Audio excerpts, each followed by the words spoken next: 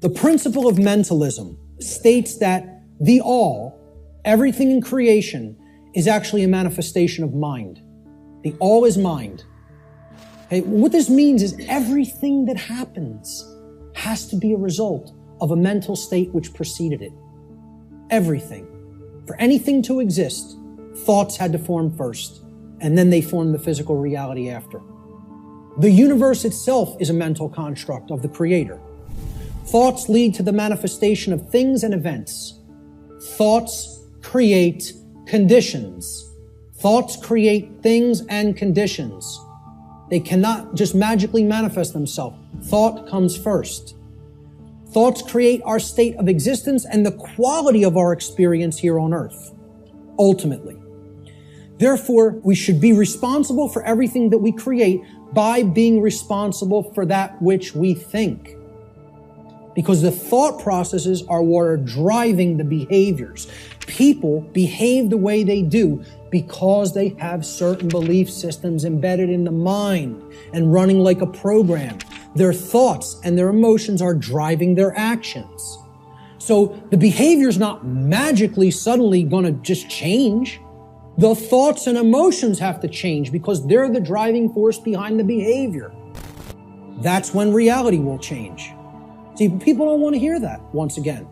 They don't want to hear, if you want to change reality, you, yourself, have to change the way you think. Because the way you think is not conducive to the requirements for getting what you say you want. They're doing the exact opposite of that in many cases. So that's the principle of mentalism. The principle of correspondence states that that which is above is similar or like to that which is below. So what this means is that which is below, and that which is below is like to that which is above. It's a mirror, okay? The above is like the below is like the above, all right? The above, in this case, is the macrocosm, okay? The laws of the very large things, okay? The laws that govern the creation which we consider is seemingly outside of ourselves.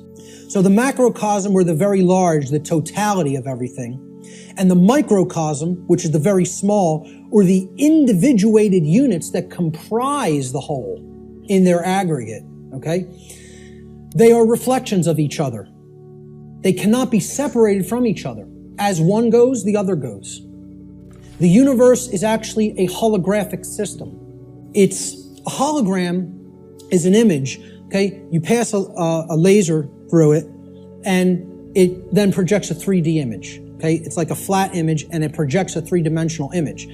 But the aspect, why they call it a holo, like holistic, hologram, holistic image, is if you break a hologram into multiple components by cutting it. So if I take a hologram and I cut it in 4 pieces, you don't have a quarter of the image on one part of the hologram and a quarter on the other and a quarter on the third and a quarter on the fourth. You have 4 whole images that only lose their resolution by a quarter. So everything is contained in all the smaller parts, okay? That's like the reality that we're living in.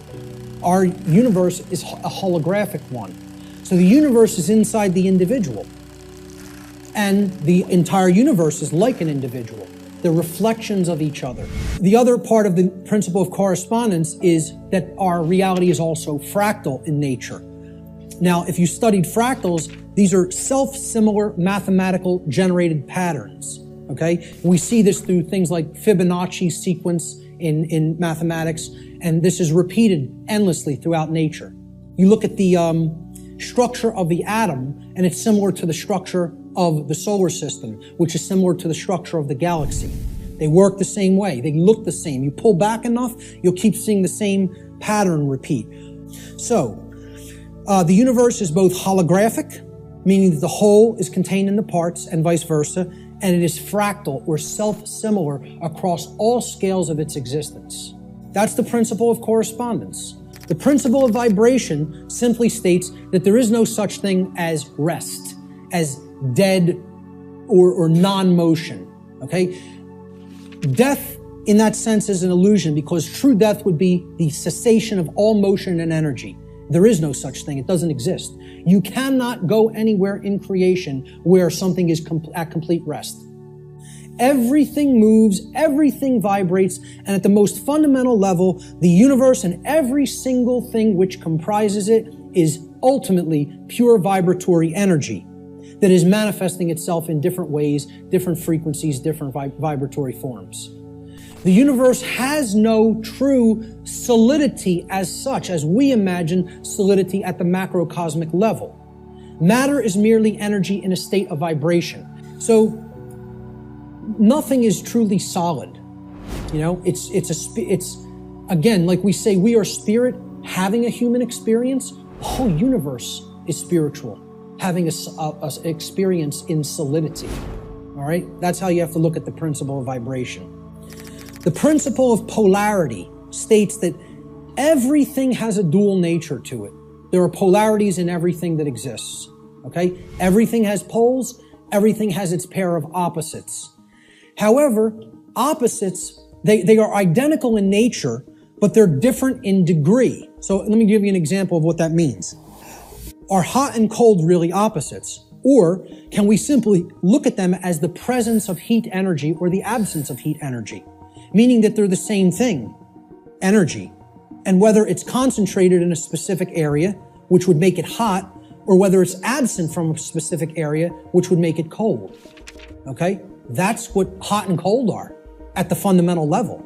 At our level of perception, they're opposites, but at the fundamental level, they're the same thing, energy or lack thereof. Extremes can meet and blend and, play with each other, like as depicted in the yin-yang symbol, masculine and feminine. They need to be blended. And at some level of reality, everything that is seemingly contradictory may be reconciled. Now again, I stress the term at some level. At the unified field level, everything is consciousness, pure consciousness. However, at this level, there are differences in consciousness. At this level, there are things that are taking place that we need to understand. At this level, there are things that we need to set right and rectify because it does matter. It does matter. So, again, be careful with some of the new age-isms that get put out there. Yes, can all paradoxes be reconciled? At some level. In this realm, we need to have our feet on the ground in the physical domain. Let's look at the principle of rhythm. Everything flows out and in. Everything has its tides. All things rise and fall.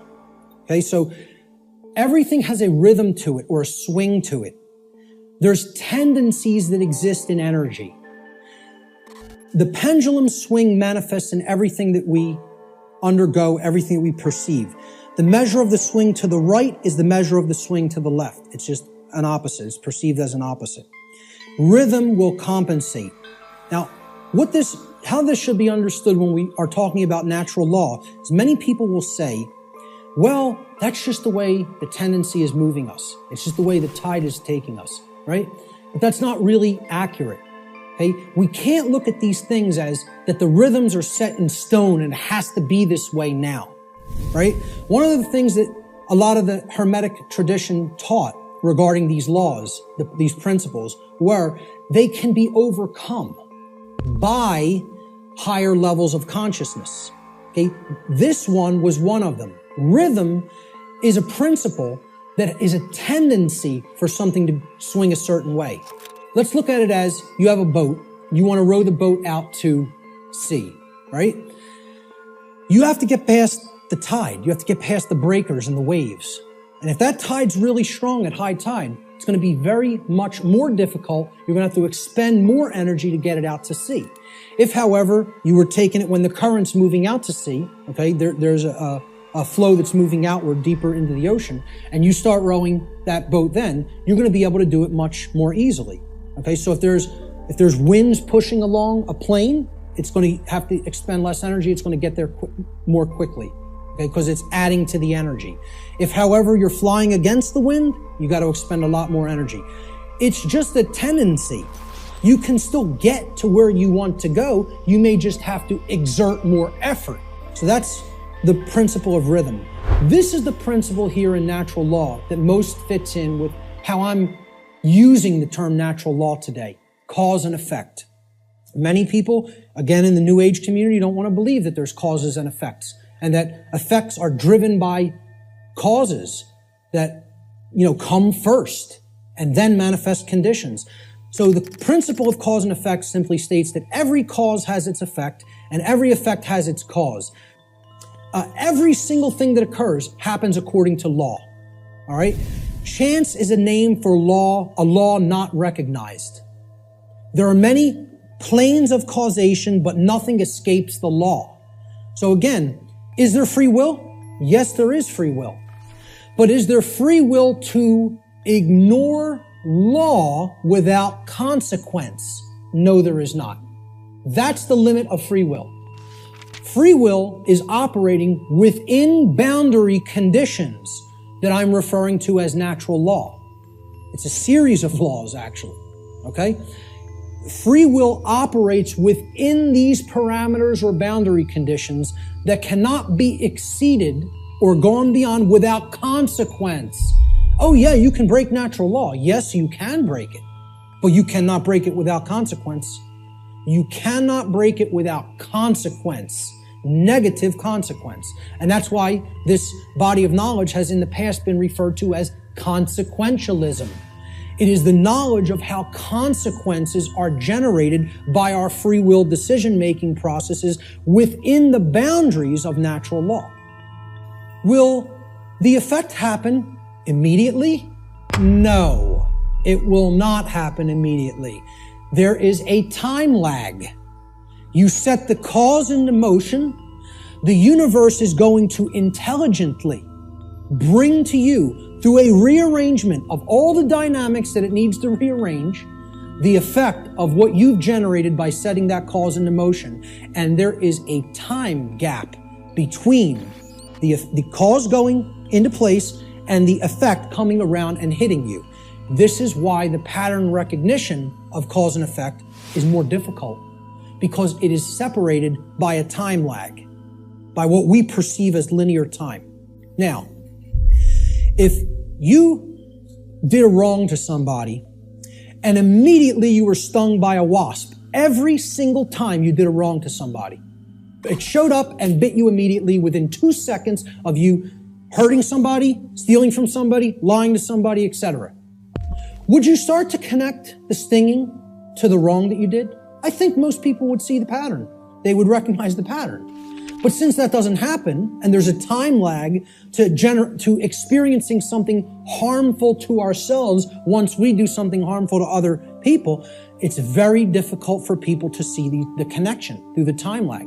So this is ultimately going to come back and bite us, and what we set into motion is going to actually topple over onto us if we don't change our thoughts, emotions, and behaviors.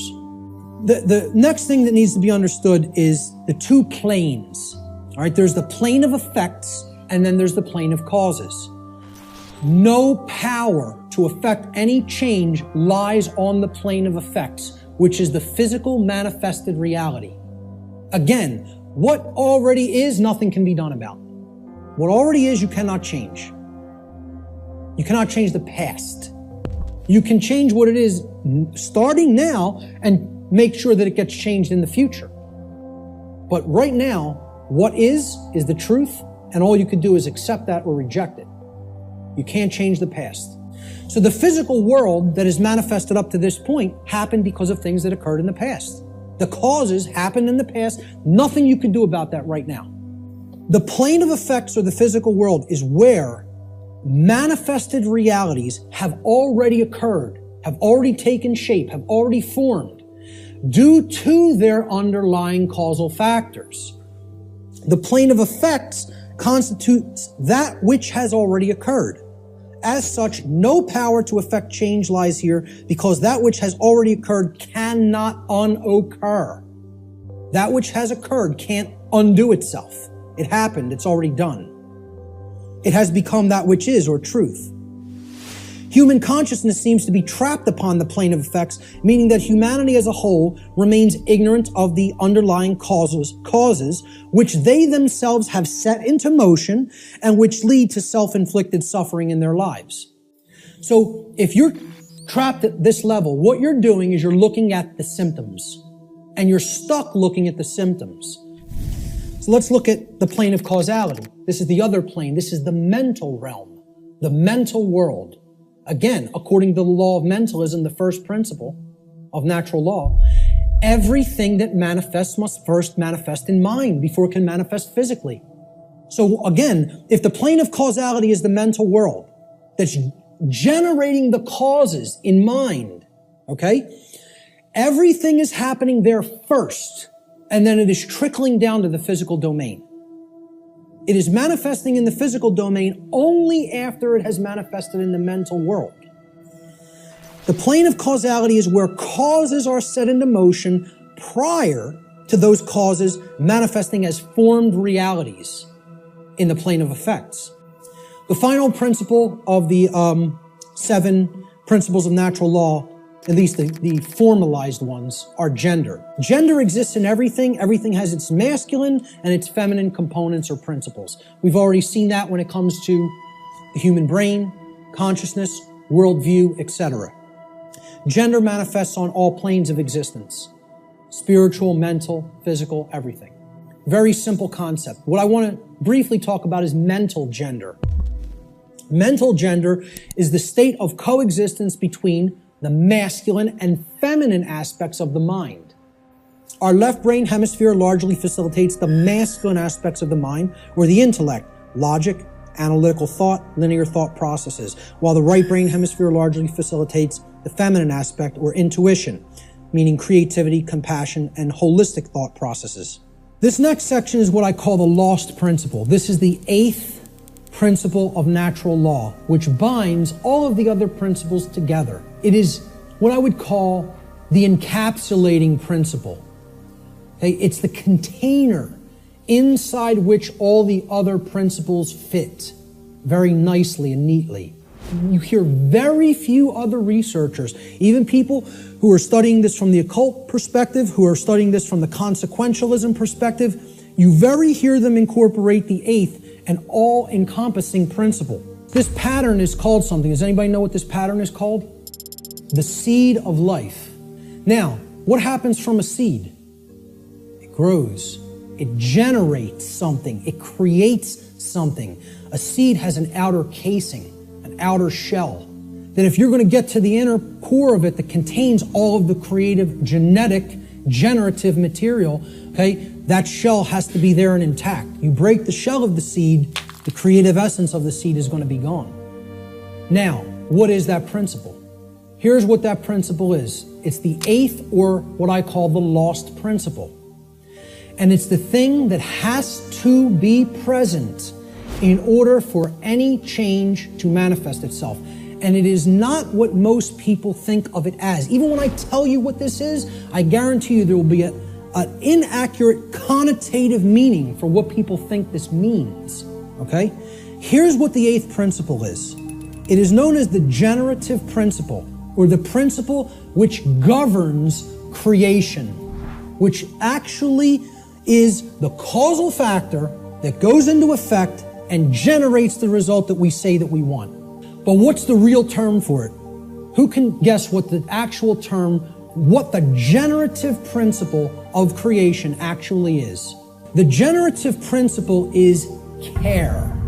Now, this is different than compassion. People say, why don't you use the word compassion? Because that's not what I'm talking about. It is a different concept than compassion, or even what I would describe as love. This means, what are you giving attention and helping to grow? What are you focusing upon? Because what focus you're focusing upon, that's what's ultimately getting generated, getting created, and growing. And this doesn't mean be ignorant of what's going on in the world and don't look at anything that's negative because you're going to feed that and give power to it. That's not what it means. That means, you know what you're feeding?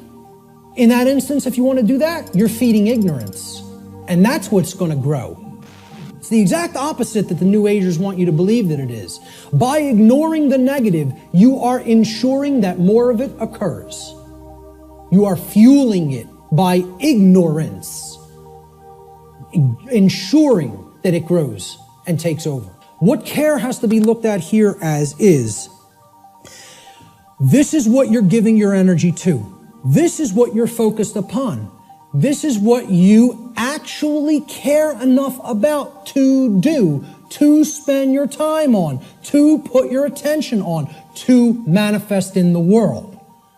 That's what I'm talking about as care. That's what generates our experience in the aggregate.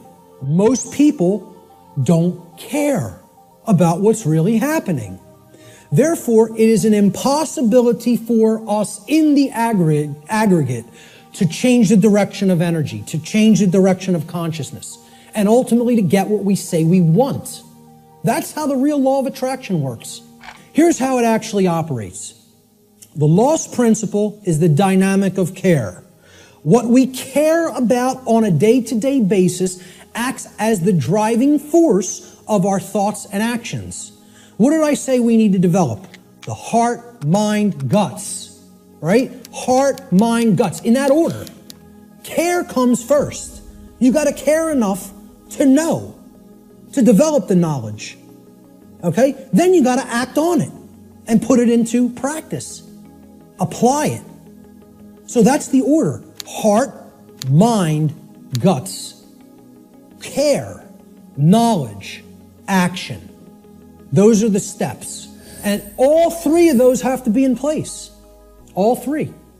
That's what unity consciousness is. It's unifying thoughts, emotions, and actions. The three aspects of consciousness, such that there is no contradiction between them. Our thoughts, what we say, what we think, how we feel, and how we act are one and the same. There's no contradiction. That's unity consciousness. Care is the driver of our thoughts and actions. It ultimately can be seen as the generator of the quality of our shared experience here on the earth. Care is what generates the whole thing. Hence, it has been called the generative principle. Liken the heart to a pump in the body. Well, what does a pump do? It's a generator. It provides energy. It moves the life force through the blood in the body. In every ancient tradition, they talked about the life force being in the blood. The heart is what pumps that through the whole physiology and enables us to continue to sustain life. Okay? The heart is the generator. It's the pump. It's the center of the being. As important as the brain is, which we just talked about the importance of it, the heart is ultimately what's generating the experience, because what we care about determines what we think about on a daily basis most of the time, and therefore how we behave. Anybody familiar with the compasses and square symbol of Freemasonry? With the G in the middle? Well, that's what the G stands for at the highest level. They'll talk about many porch masons. These are the exoteric masons that are given the teachings of the profane and they think they're in the know. Okay? They're given the information, well, this only means geometry, it only means God, etc. Okay? One of the things they'll tell you it means at a slightly higher level is that it means gnosis, knowledge. At a higher level, at illuminated levels of Freemasonry, which are above 32nd degree, they will give you what the real meaning of the G inside the compasses and square is. And it is the generative principle. It means Genesis, creation. And yeah, you can tie that right back to God. I'm not saying those things are different. And the forms that get created in the physical manifested world are geometric forms. So it is geometry as well. It's all these things. But at the highest level, it's the generative principle. That's what that G really stands for in esoteric Freemasonry. It's called the generative principle because that means to create. It comes from, the word generative comes from Latin. The verb generare, as we've already talked about, means to create. And the generative principle is what we create through. And it's lost because people don't care. They don't have care. Hence, it's the lost principle. Okay? Here's how it works, folks. What we care enough to put our will behind. So again, heart, mind, guts. Guts is the will, the action, the masculine principle. That's what gets things done ultimately in the physical domain. What we care enough to put our will behind. And that's driven by the care. That's the generator or the pump that drives the will. What we care enough to put our will behind is ultimately what gets created or manifested in our world. The world is the way that it is because most people do not care enough, even if they say, they pay lip service, okay, and say that they want things to be different. They don't care enough to actually change it through their actions. What it comes down to is preventing action.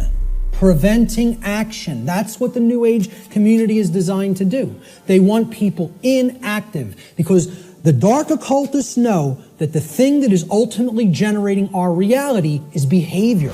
Action is what's generating the reality. That gets generated through what we care about because our cares and our desires drive our actions. So most people will say they want things to change, but then when you say, what are you doing to make that change happen? Not a word. Silence comes back on the other end. They don't care enough to change it through their actions. That's what the generative or lost principle is about. And until that principle is regained and people get out of their laziness and most of all get out of their cowardice. Again, in that New Age lecture, I'm talking about what it ultimately comes down to in the New Age movement. And I'll look at any New Ager in the eyes. They're cowards. Cowards.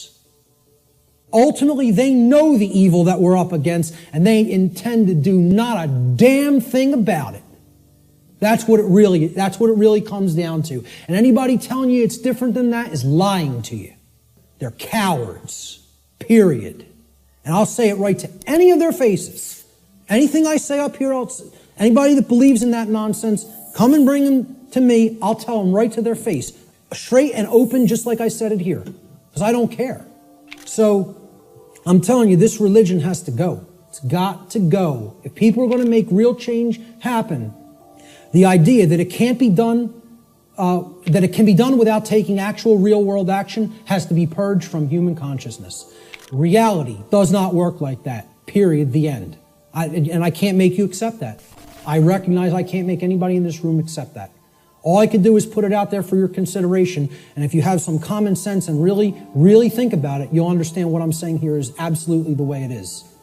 Many people want to deceive you through these religious notions, which is all about getting people to stand down and accept their chains.